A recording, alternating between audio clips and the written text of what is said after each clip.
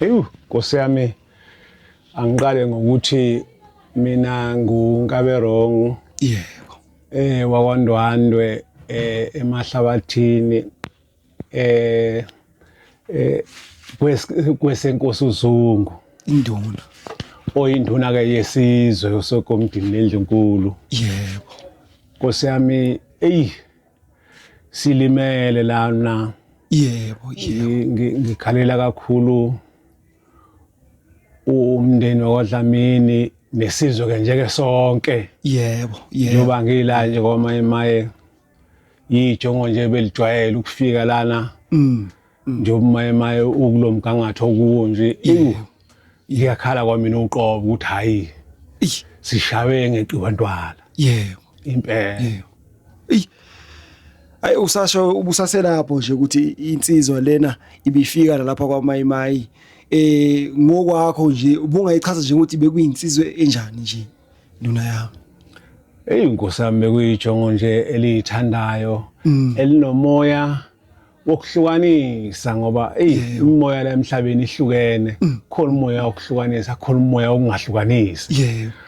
Bihlukanisa ke kutheni belimaza umuntu nabaholi libazi ukuthi bakhona abagada isizwe. Inhlonipho ke ade ngimbuka nayo umfana.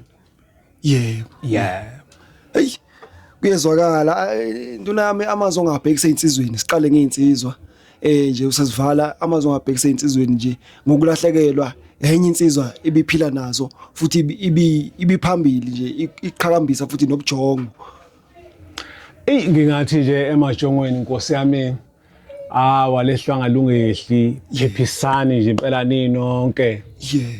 Kulento esivelele sikhala kayinani ngoba hayi besizwe ukuthi hayi kumnani kakhulu la sithanda. Ngikhala kanye nani ngithi yawo ulaka lwani kodwa shwela kungaqhubeki. Yeah.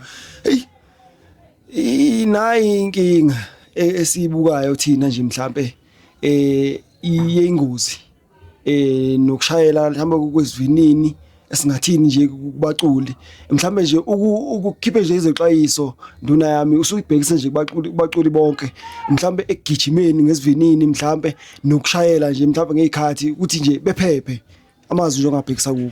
Engingakusho impela ngaqala la emanzini amponjwana. Yebo.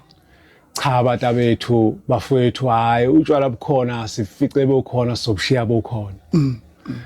Ngempela ke isidingo sokuthi mhlambe sidle bona bese singene emotweni bese sinyathela kakhulu emafutheni hayi khona.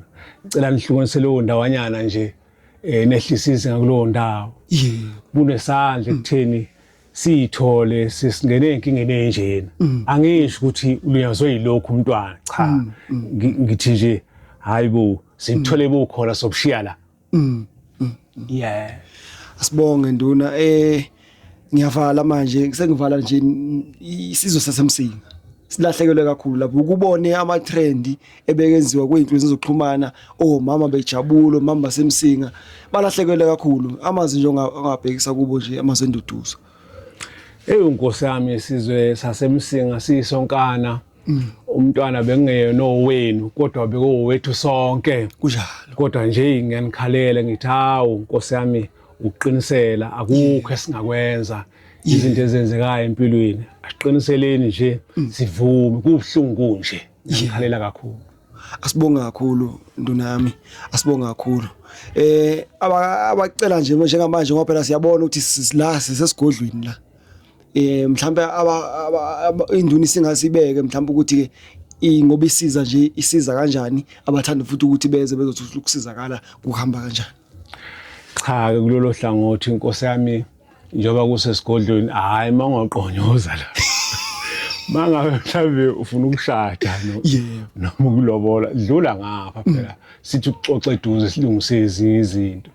Into elungayo yelunga kulungisa liyagcumela likhe egcumeleleni. Abantu bayamazi uNkaberong kwaMayimayi. Bamazi kahle uNkaberong kwaMayimayi abantu ukuthi ukhona futhi uphetheni. Hayi ngivula izandla bozani la. Asibonga kakhulu nduna. Ngiyathokoza.